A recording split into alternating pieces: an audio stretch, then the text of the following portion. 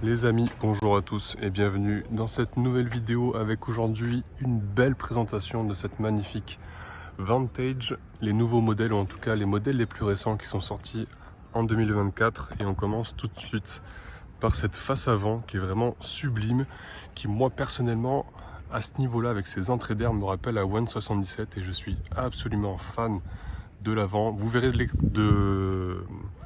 de l'autre côté de la face arrière, ça ne change pas beaucoup par rapport à la Vantage précédente, qui datait d'ailleurs de 2018 si je ne m'abuse, qui elle-même, on l'a pas souvent dit, mais cette dernière génération de Vantage, donc qui reprenait toutes les spécificités, vous le savez, de Mercedes avec le nouveau moteur, etc., qui ressemblait beaucoup à la DB10.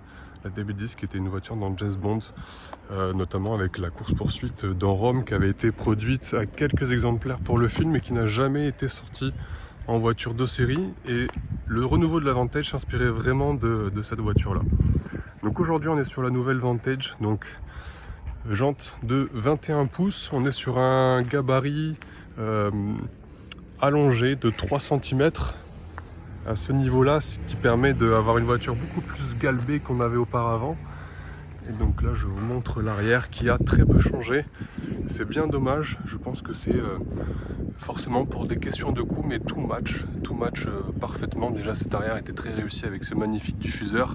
Toujours les 4 sorties d'échappement, puisqu'on a toujours le même moteur qui est passé de 510 à 665 chevaux avec 800 Nm de couple. Pour un poids annoncé de 1605 kg, soit 70 kg de plus que l'ancienne, avec une belle répartition des masses, parce que malgré qu'on ait un moteur sur l'avant, on est sur du 50-50. Donc malgré tout, un nouvel avant, un ancien arrière, on a toujours une voiture qui est relativement très compacte, et les proportions fonctionnent très bien, on l'a tout de suite en main. On va passer maintenant sur l'intérieur avec cette fameuse cinématique d'ouverture de porte pour éviter les trottoirs. La porte qui s'ouvre en l'air, qu'est-ce que c'est magique. Et au niveau de l'intérieur, alors du confort et surtout depuis l'apparition de la DB12, donc on a une vraie console centrale, quelque chose qui fait moderne, qui ne reprend pas, vous savez, l'espèce de bidule qu'on avait de sélecteur vieux de Mercedes. On a un bel écran qui fonctionne très bien et du CarPlay sans fil. C'était vraiment, si vous aviez vu ma vidéo sur le DBX 707, un gros reproche que je pouvais lui faire, c'est qu'au niveau technologique on n'était pas du tout à la page. On a, je ne sais pas si vous l'avez vu, le carbone extérieur, notamment sur la jupe, mais également sur le diffuseur évidemment, avec les feux de recul, caméra 360, les belles surpiqûres ici sur le logo de l'appui-tête, le rappel de la marque, le carbone cette fois-ci qui est plutôt mat à l'intérieur et je trouve que ça match parfaitement. Le volant, on y reviendra un petit peu, on s'inspire vraiment, je trouve, de Mercedes, mais c'est pas flagrant. Dites-moi ce que vous en pensez. On a un super son à l'intérieur Burmester, donc encore une fois la technologie Mercedes. Donc voilà pour l'intérieur, les petites poignées. Pour sortir, ça c'est des petits détails, mais c'est comme le son du clignotant, il est juste classe, incroyable. Voilà, tout fonctionne parfaitement ici avec un petit peu de rangement.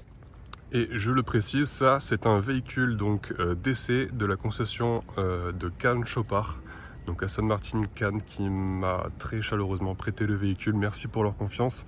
N'hésitez pas à les suivre sur Instagram. Ici, la petite baguette avec cette entrée d'air, puisqu'il faut bien refroidir le moteur. Et on passe sur la partie passager. La seule chose bête de la voiture, c'est qu'il faut ouvrir le coffre ici en restant appuyé longtemps, ou alors via la clé, mais c'est pas forcément très pratique. Et au niveau du coffre, bah écoutez, pour partir en week-end avec une dame, il y a de quoi faire, hein, il y a de la place.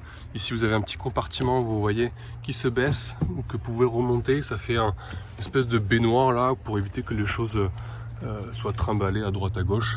Mais pas mal de rangements. Les petits détails Aston, toujours avec classe. Voilà, ça c'est magnifique.